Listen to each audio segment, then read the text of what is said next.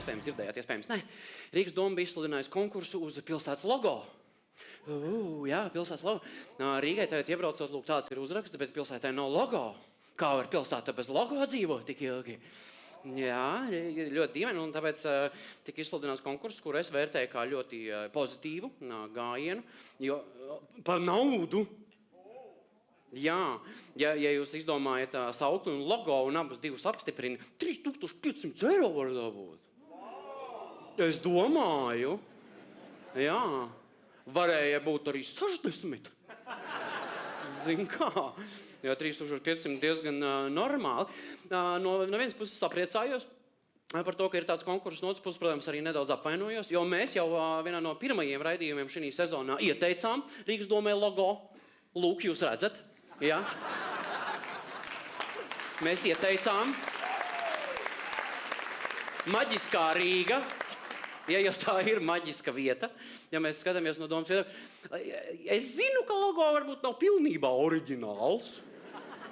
Drusku pašpikots ir, atzīšos, ja, bet bišķiņ atskaitītu Disneyam 20%. Jo Rīgas domē 20% jau ir iesist celiņš tāds, jau iesista roka, vienkārši 20% un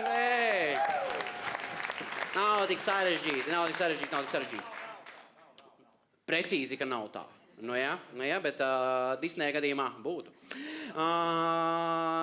Lai arī cik maģiski tas viss nebūtu, konkurss, man liekas, ir kolosāls, ieteikumi kolosāli, skatījos, pārsmējos, ļoti daudz emocionāli, raudāju, un 159 kopā varianti ir iesniegti, un salikām dažus no viņiem tādā nelielā slaičoviņā gadījumā, ja palaidāt garām, un dziļi violets akomponēts.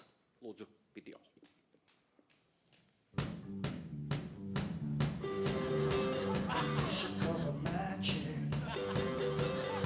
Shook over magic.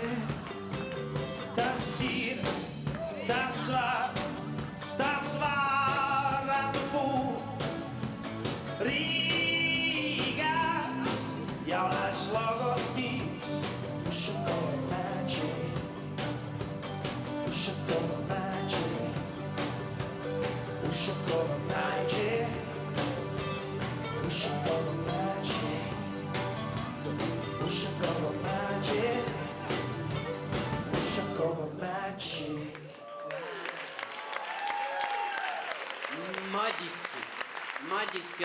Maģiski labi. Un tie nav visi, te bija labi, ja 20. 159 kolosāli logo. Varianti, es ļoti ceru, ka doma izvēlēsies īsto, un mēs būsim patiešām ļoti priecīgi un lepni. Kā jau ar daudzām lietām, kas Rīgā notiek. Bet kas man patika no tā visa, ka jebkurš var piedalīties, un viss notiek par diezgan solīdām naudas summām, tad es zinu, ka mazām, jo tas priekš, es zinu citas valstis un arī citas iestādes, kas par miljoniem taisa logo vai arī pārveido logo.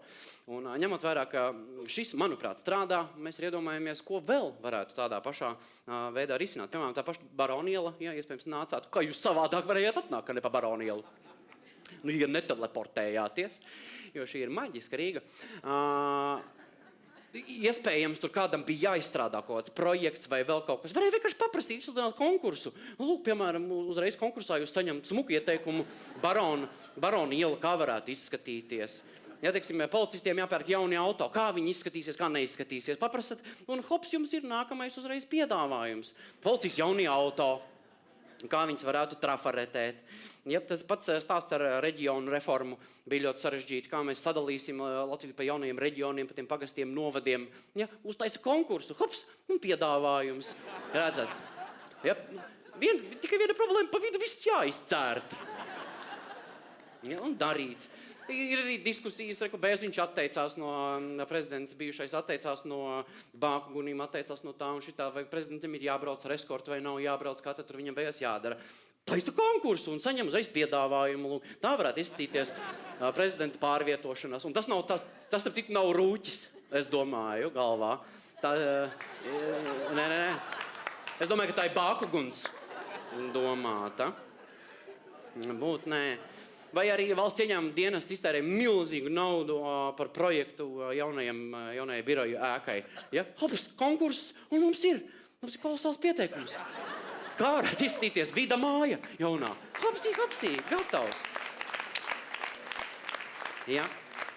Man liekas, ka ļoti labi, ļoti daudz lietas tā varētu risināt. Un, es arī, starp citu, saņēmu uz Twitterī sev rebrandinga piedāvājumu. Man atsūtīja kāds jauns cilvēks lūk šādu tvītu, kā es varētu izskatīties. Ja tas ir tādā smalkā līnijā zīmēts. Ja tāpēc arī man tauriņš ir. Ja es uzreiz paņēmu kā ieteikumu, tāpēc arī visu laiku es būšu tagad tā. Turpinājumā. Bet jebkurā gadījumā man liekas, ka doma ļoti laba un super. Pavelti tādus logo nedabūsi, kā pa 3,5 tūkstoši. Un kā jau es teicu, ir daudz citi iztērējuši vairāk. Pepsi, tas pats arī pilsēta, ārzemēs Pepsi.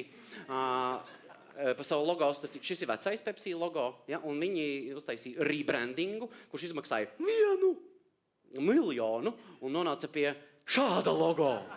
Ja, un paskaties abas kopā, kādas izmaiņas, redzat? Tā līkne gāja tā, un tad tikai uz augšu līdz pat atdurēja pie 1 miljona.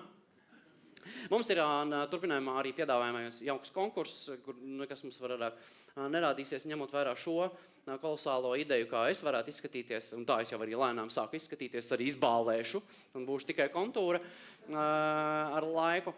Mēs izsludinām arī paši konkursu, balvu fonds nav. Jūs varat piedāvāt, kā varētu izskatīties jaunais pusnakšau 7 logo.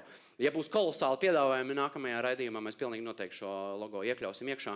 Un kopš tās dienas tas logo tad arī dzīvos. Aplaus visiem konkursu dalībniekiem. Man liekas, ka viņi ir pastrādājuši lieliski.